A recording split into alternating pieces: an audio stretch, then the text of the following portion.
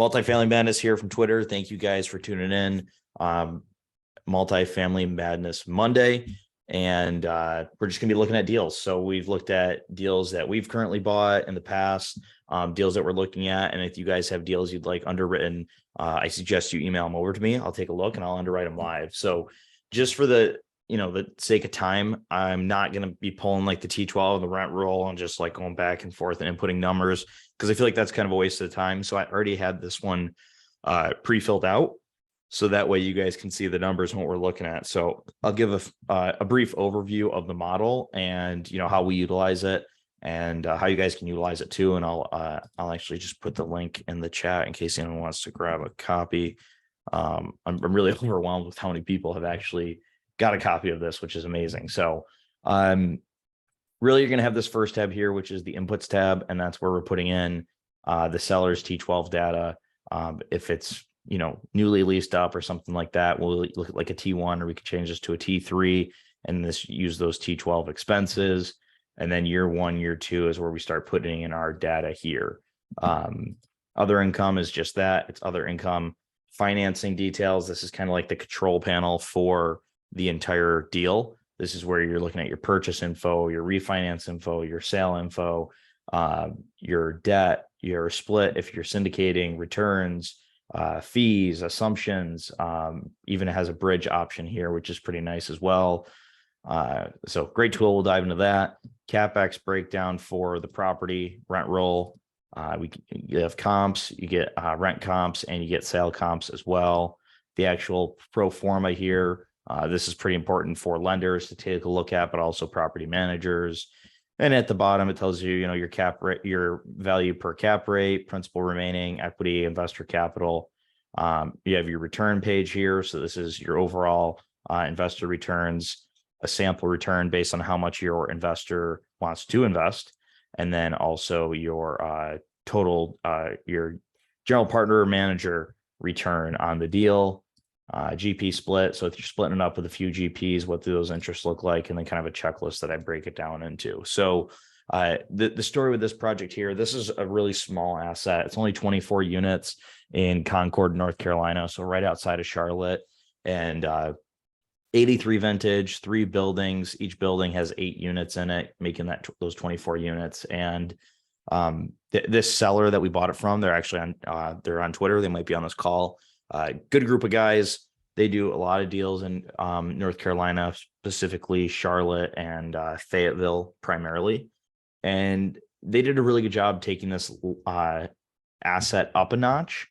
And then I personally think we did a good job taking it to the next level. So they did a lot of exterior work, but they left a lot of tenants, and they kind of proved the model a little bit with like 2 or 3 units and whatnot.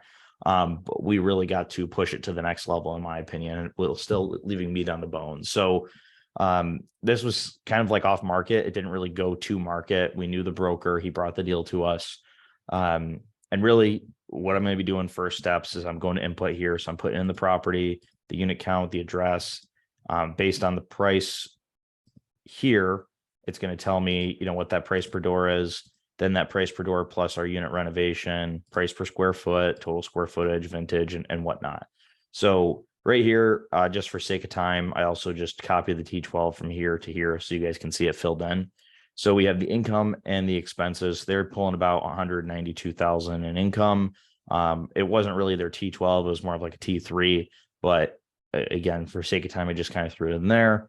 Other income, they're doing about $26,000. So all their expenses, basically, I'm going to take their T12, their trailing 12. And hey, if you guys have questions throughout this, feel free to throw them in the chat so I can answer them. So, basically just to look at a trailing 12, took their expenses, threw it into this sheet here. And it kind of said, okay, based on their income, their expenses, and what they're asking, this is, a 5-3 cap, so to speak. It was actually, we paid over asking a little bit just to keep it from going to market. And I'll get into that in a minute here. So the model shows their expense ratio, which, that's a little high, but pretty in line for C-class, in our opinion. You're looking at like a 5-3 cap.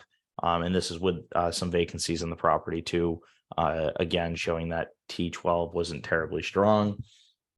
So once I have all this data input here for their income and expenses, I'll go to other income and make sure I've got all those expenses in there as well. Then I'm going to go to rent roll. So I'm going to put in the unit mix of beds, baths. So this was all 2 beds, 1 baths, 868 square feet. The rent roll was averaging about $735 per unit. Over asking when was the deal done?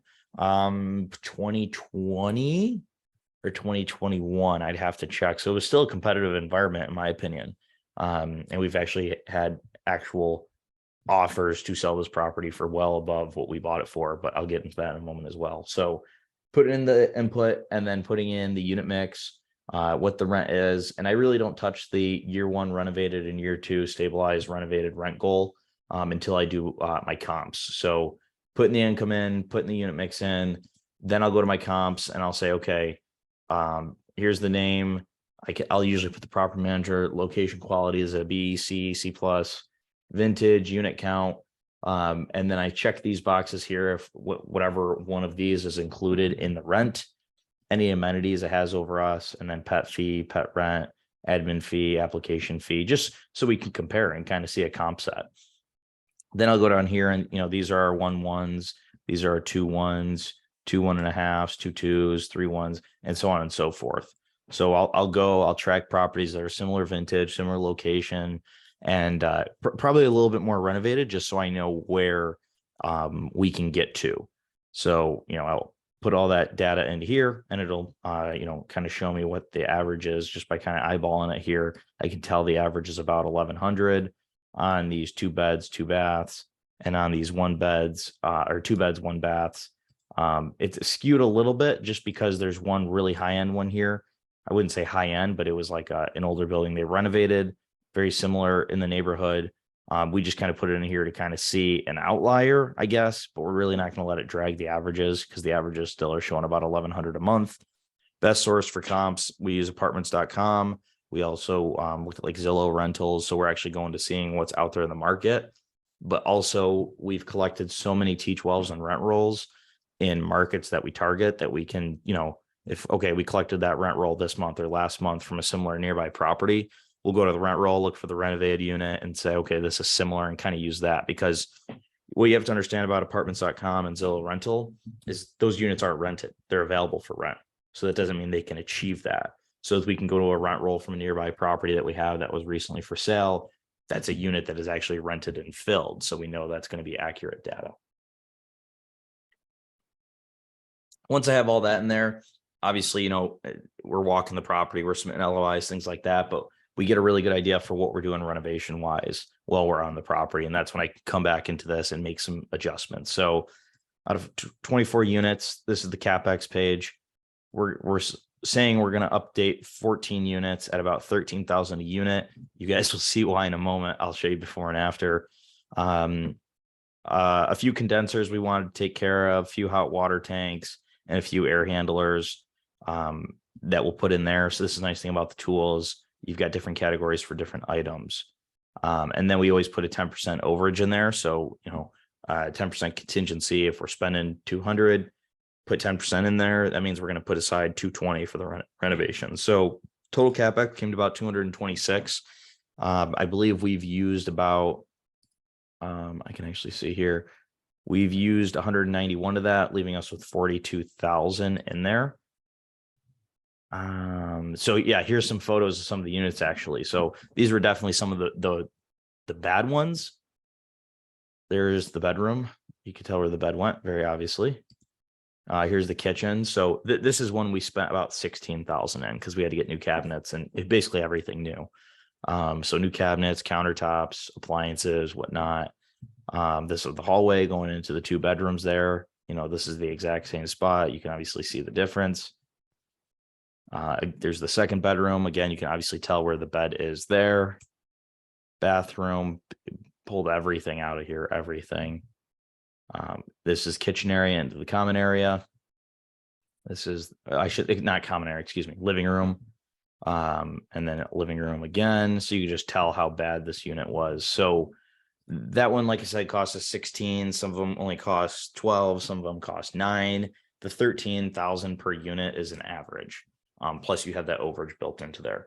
So then I'm going to input all this CapEx data. Then I'm going to go into kind of like the circuit breaker. So this is kind of where everything changes for the deal. So, we put in their purchase price of what they want, I think 2.4 million. So 100 a door is what they were looking for. Then we're going to look at our debt options. We'll get our quote. We were able to get agency debt on this at 3.49% fixed for 7 years with 2 years of interest only. We went for 70% loan to value. They actually increased it. They said we could increase it to this number here, which again, when we go to the purchase price we actually landed on, it's a really odd number. Don't ask why. They were willing to loan us this amount, so we just increased it to it. We felt pretty confident with how low of a rate we had. Agency debt is Freddie or Fannie direct. So, instead of getting like a bank or a credit union or a national lender to lend on it, we went right to the government agencies, basically Freddie Mac and Fannie Mae. So able to secure this awesome loan, 3.49% assumable debt, which is pretty awesome. So, we'll play around with all these numbers to get to a number that meets our investor returns very well. We did a 7% preferred return, 75% LP to 25% GP split. We did a 2% acquisition, 1% asset management fee, and then 2% disposition fee. At stabilization, because we're in Charlotte MSA, we did say 4% rent growth after stabilization. So that means after year 2, once the property stabilized, we're going to do 4% annual increases on all the leases. So, here's year 1, here's year 2. And then after year 2, our rent growth is going to start increasing 4%, 4%, 4%. And it's highlighted red there because usually we do 3%, but we felt pretty comfortable with 4%. And, I'll dive into that in a minute as well. Other income, we only had grown at 2.5%, and then all expenses at 3%. What are you charging asset management fee on? Estimated gross income or equity? We're doing gross income. So if you look here, effective gross income, so that's 244, and then you do 2% of that number, or 1%, whatever we have the asset management fee is going to be that. Oh, so 1%. So yeah, so 1% of 244,000 is 2,400. So on this deal, yes, I know it was effective gross income. Sorry, I get hiccups while I'm trying to talk and read at the same time. So yeah, this really just keeps the lights on. It's really not that big of a fee, just because it's not a very big property. It's not expensive. We have other properties where our asset management fee is like 20 grand a year. And that's still really not making us any money. It's more of just kind of paying to run operations, kind of compensate us for our time with this deal, or with the deals in general. So 2% of the purchase amount, which you'll see here, 1% of the effective gross income, 2% disposition fee of the sale price. So again, kind of in this purchase information, you have the price, the down payment, because that's just going to be the price less the loan amount as your down payment, acquisition fee, closing costs. So typically we do 2.75% of the loan. If it's bridge debt, we do 4% of the loan. CapEx renovation budget, we didn't roll it into the loan at all. So that's all coming out of pocket. SEC fees, if there's an equity placement, working capital and reserves. So usually it's going to be several months or a percentage of the purchase price. We always do 1 year of insurance, half a year of property taxes and another reserve. And then if there's a loan guarantor fee, so if we have someone like signing on the loan for us, we can put that in there. Or if it's just one of our GPs, we just take that ourselves. Let's see. Any questions so far? As all this makes sense to everyone? Hope it does. Then we're looking at sale input. So this one's pretty important because you can just, play with this number to get whatever returns you want. Doesn't mean you're going to get it. So really we felt, okay, this is an 80s asset. It's getting repositioned. There's going to be a lot of renovations going on to the property. What do we realistically think we can sell this for at a cap rate in 5 years from the hold, but also on a price per unit? So I don't just look at the cap rate. I also look at the price per door and say, okay, is this realistic that we can sell this in the Charlotte MSA renovated in 5 years? Yeah, I do agree, because I know of comps that are already selling for 150 a door in this market. Brokerage commission, sometimes it's 2%, sometimes it's 3%. We just always put like the higher number of what we think it's going to be in there. Closing costs from all the properties we've sold, the only closing costs we're really taking on are those attorney fees. The sellers or the buyers usually picking up all of their own fees. Any yield maintenance we'll put in here. Step down prepayment penalty is what we want with. So we have a 5.5, 4.4, 3.3, 2.10. So that means the first 2 years, it's a 5% prepayment penalty of the principal. The next 2 years is 4, and then 3, and then so forth until it phases out to 0. And then our disposition fee. And so it takes the year 5. So if I change this number here, it'll change the NOI, sale number here. So as we get closer, the NOI is going to be less because we're not increasing it each year.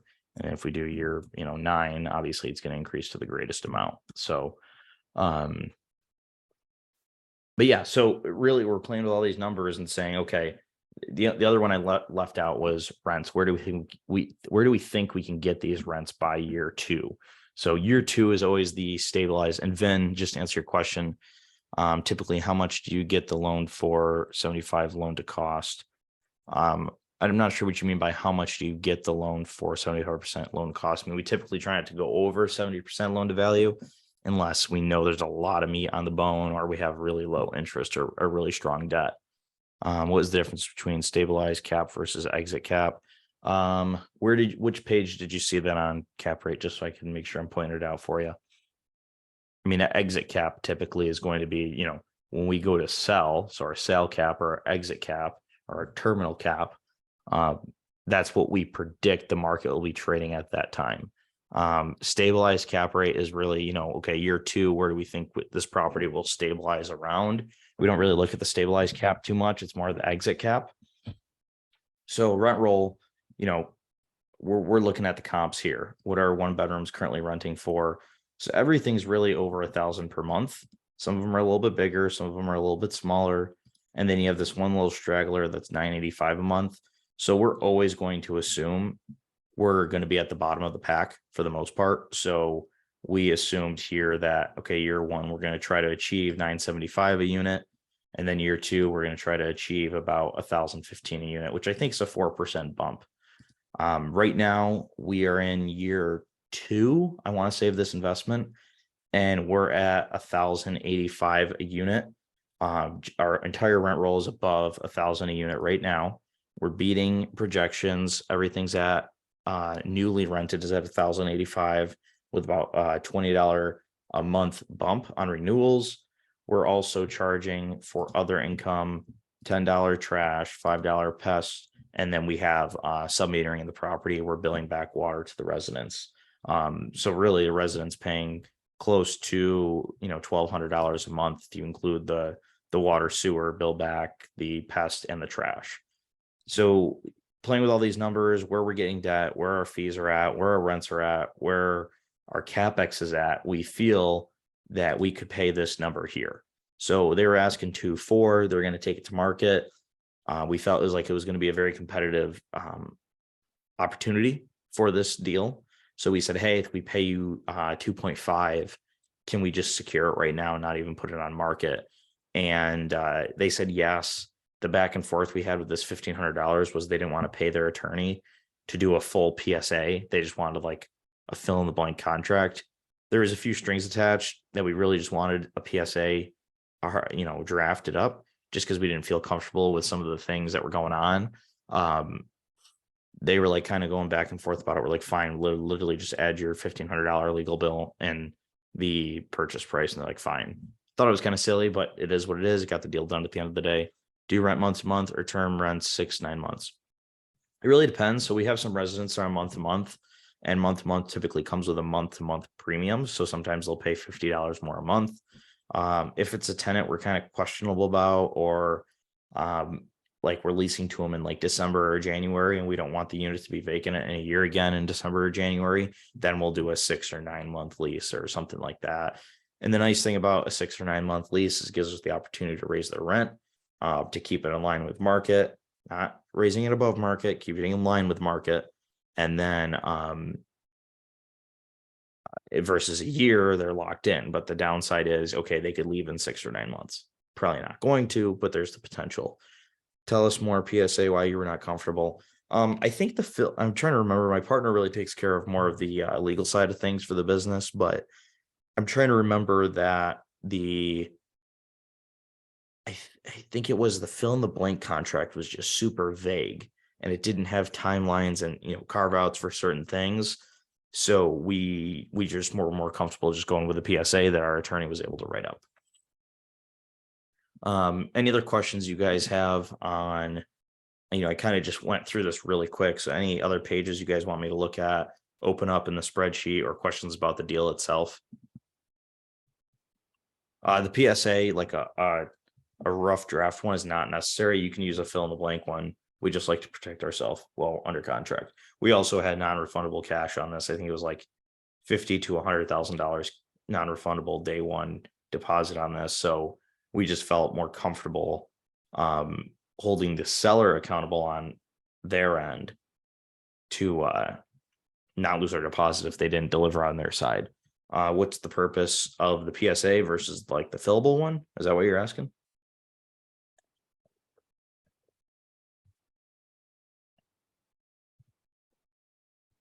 I'm assuming he's typing.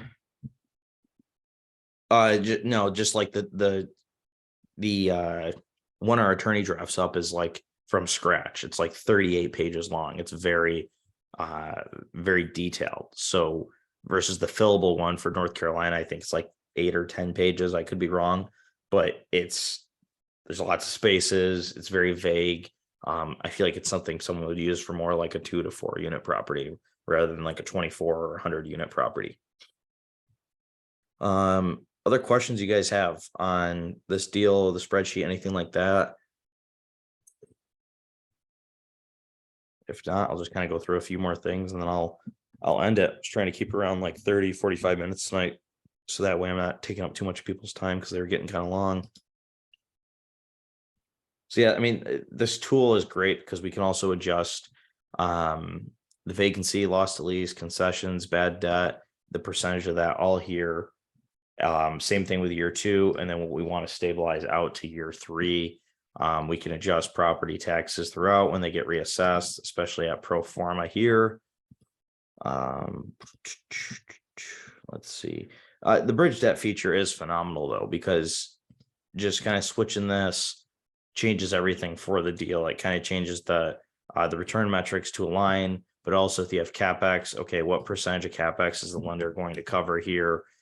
Is it going to be a larger amount, a smaller amount? And it's going to change some of the assumptions as well.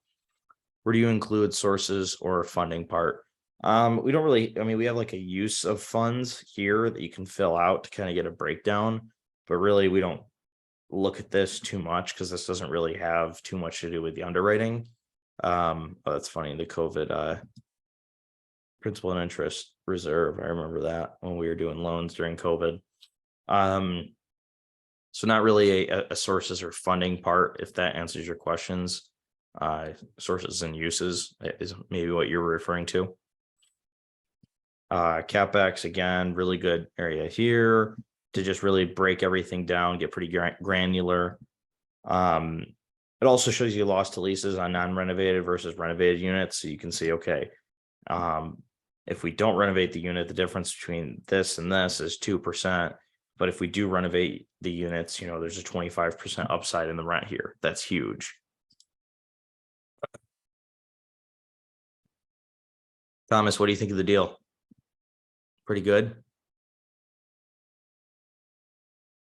If he's still on the call here, I think he is. CJ, do you remember me talking about this one to you back in the day? I don't know if we were working together then. Maybe not.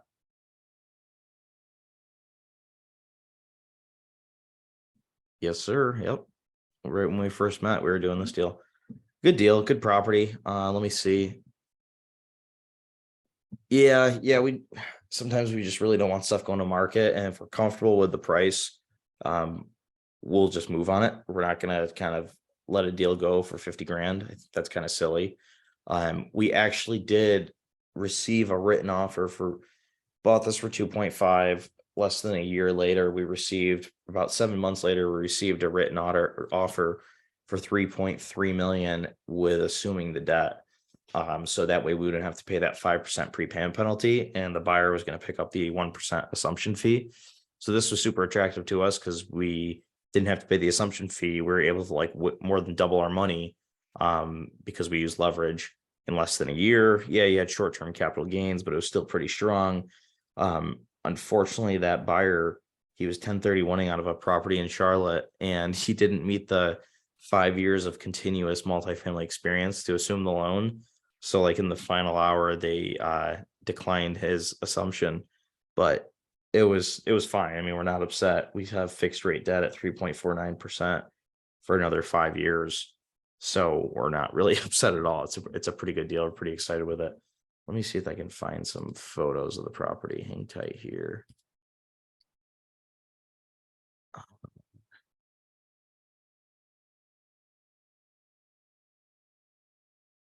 Let's see.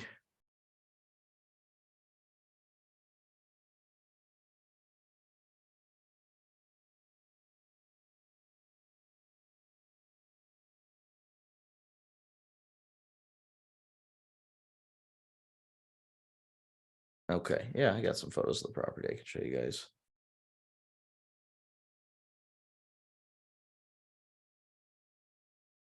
Might not load up.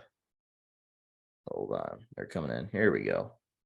Thanks for being patient, guys. And then so this is kind of going into the community. This is one of the buildings here. This is the third building.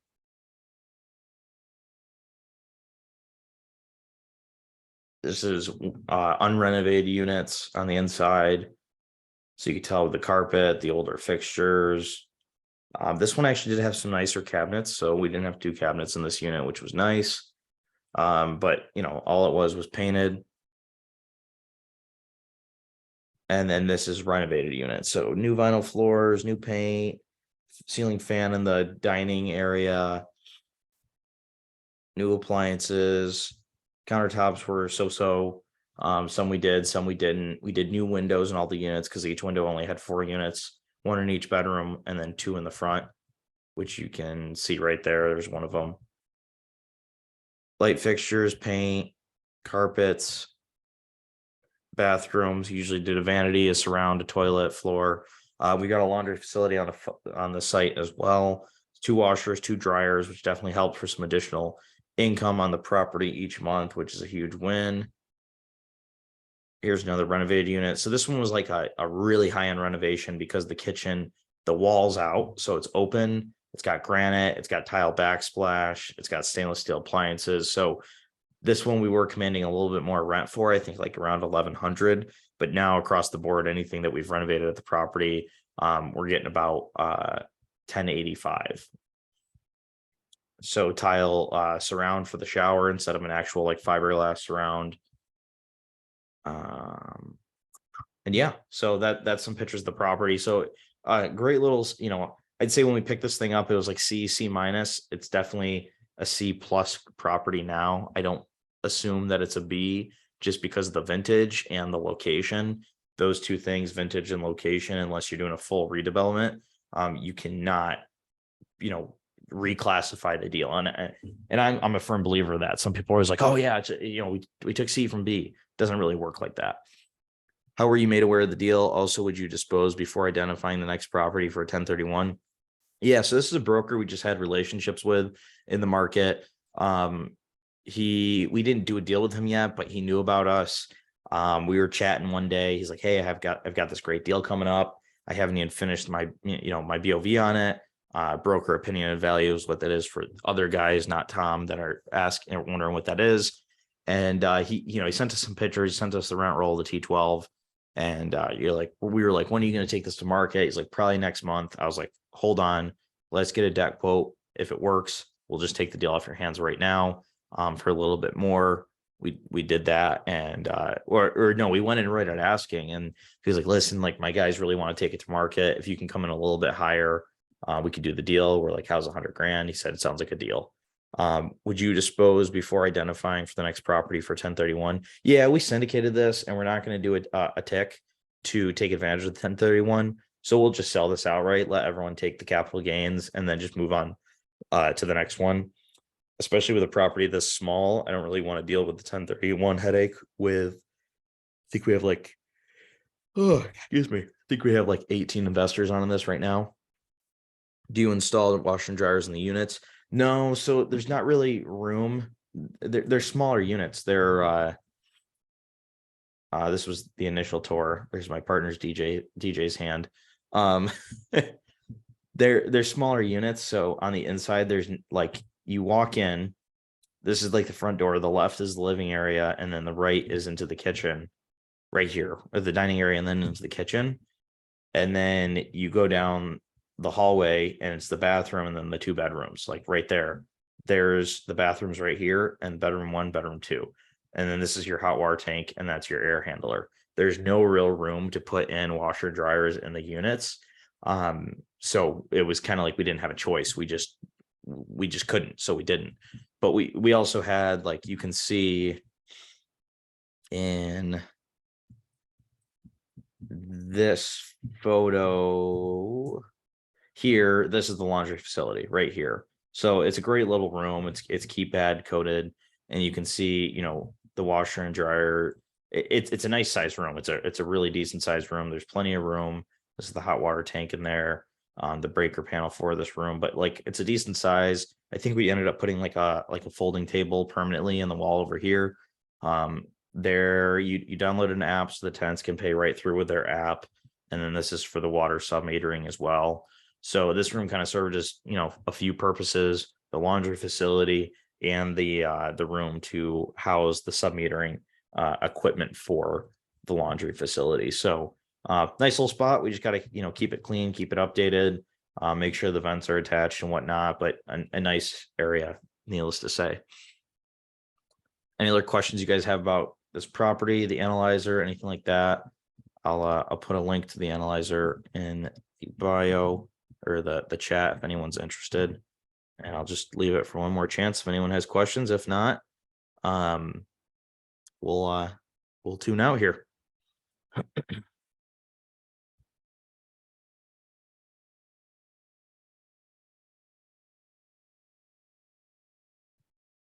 Cool. All right. Well, I appreciate all you guys. Thanks for stopping back in for another night.